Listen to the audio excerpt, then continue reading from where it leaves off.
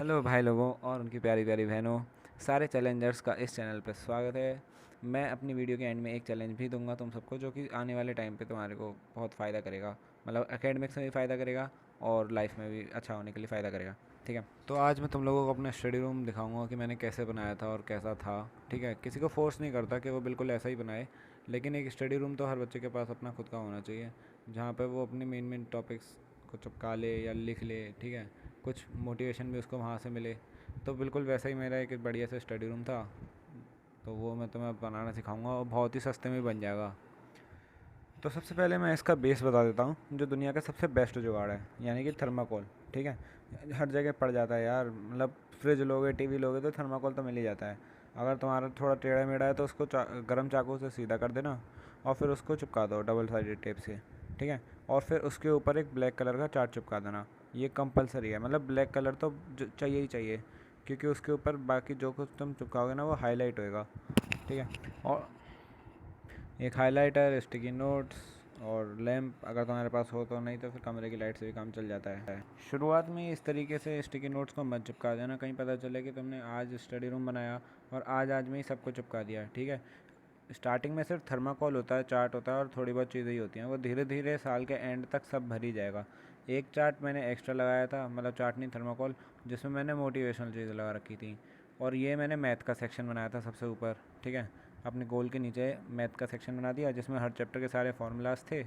फिर इसके बिल्कुल नीचे मैंने अपनी फ़िज़िक्स कर रखी है, और फिज़िक्स में मैंने सारे के सारे फार्मूला और सारे इंपॉर्टेंट टॉपिक्स का नाम लिखा, क्योंकि मैं उनको एक्सप्लेन तो नहीं कर सकता था, लेकिन मैंने सारे टॉपिक्स के नाम लिख लिए थे जो इंपॉर्टेंट है, बार बार पढ़ने हैं।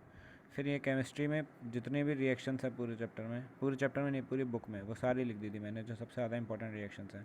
नीचे अपने डेली टास्क, पीरियोडिक टेबल और रिएक्टिविटी सीरीज़ पीरियोडिक टेबल के पीछे छुपा रखी है।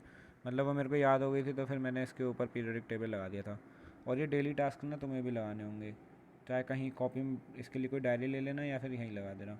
और ये सब वही है, मतलब चैप्टर की कुछ इंपॉर्टेंट चीज़ें, ये सब मैं बाद में दोबारा से बताऊंगा।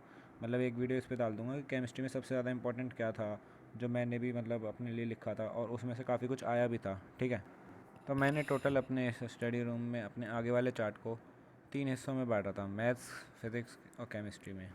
फिर लगभग प्री बोर्ड्स के टाइम पे मैंने एसएसटी के इंपॉर्टेंट डेट्स के लिए भी यहाँ पे मैंने एसएसटी की चीज़ें चिपका दी थी, जिसमें मैंने प्रिंट कल्चर के नोट्स बना रखे हैं। मतलब ये लास्ट चैप्टर है हिस्ट्री का।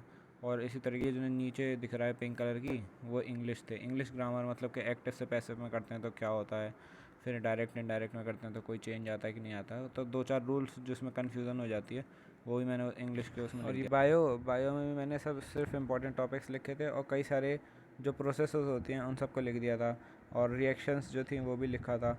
मैं बायो के ऊपर भी एक वीडियो बनाऊंगा, जैसे केमिस्ट्री बनाऊंगा ना, हो सकता है पूरी साइंस पे ही बना दूँ। और ये मेरी बुक शेल्फ है, यहीं पे सारी किताबें रहती थी। अब तो 11th में आ गया तो सारी 11th की हैं, मतलब पीसीएम, बस यही 3 किताबें पीसीएम की। ये वाला हिस्सा केमिस्ट्री का है, इसके नीचे मैथ्स की बुक्स रखी हैं और इसके ऊपर फिज़िक्स की रखी हुई हैं।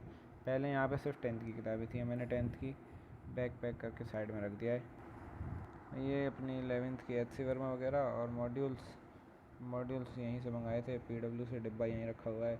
और अपनी ये रद्दी रद्दी नहीं, मतलब सारी के सारी रफ़ कॉपीज़ हैं, तो अब 11th का रफ़ काम इसी में होगा। और ये वाइट बोर्ड पे सारे अपने टास्क लिखे हुए हैं कि आज मुझे क्या करना है, कुछ क्लासेस करनी है और थोड़ा बहुत एक एंट्रेंस एग्ज़ाम की तैयारी भी करनी है। और रूम में ही मंदिर भी है, सोफ़े भी हैं, दोस्त वगैरह आ जाते हैं तो। और ये मोटिवेशनल वाला, किसी भी चीज़ की कमी ना है बिल्कुल भी। ठीक है, एक लैंप अगर तुम्हारे पास हो तो लैंप ले लेना, और लैपटॉप हो तो लैपटॉप ले लेना। बस यही 2 चीज़ें थी जिसका तुम्हें एक्स्ट्रा खर्चा करना है। वरना तो थर्माकोल तो तुम्हारे को फ्री में ही कहीं ना कहीं से मिल जाएगा, जुगाड़ कर लेना।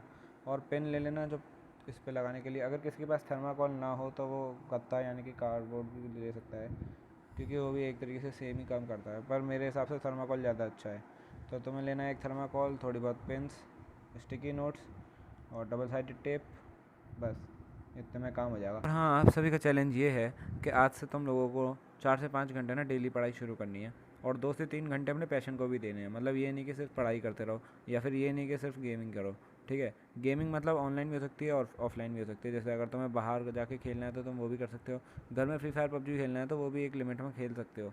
ठीक है, तो अपने पैशन को टाइम दिया करो थोड़ा, जैसे क्रिकेट हो गई, सिंगिंग हो गई, डांसिंग, ड्राइंग, ठीक है। अगर ये सब इंटरेस्ट हो इस समय तभी करना, नहीं तो फिर स्टडी करो, बी मोटिवेटेड, ठीक है।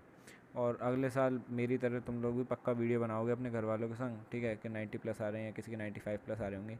तो अपना एक टारगेट बनाना, और टारगेट थोड़ा रियलिस्टिक होना चाहिए। ये नहीं कि अब तुम अभी से सोच लो भाई 99 100 कि हम 100 की सोच के चलेंगे तो 90 प्लस आ जाएंगे, ऐसा कुछ नहीं होता है। ठीक है, बाय, टट्टा।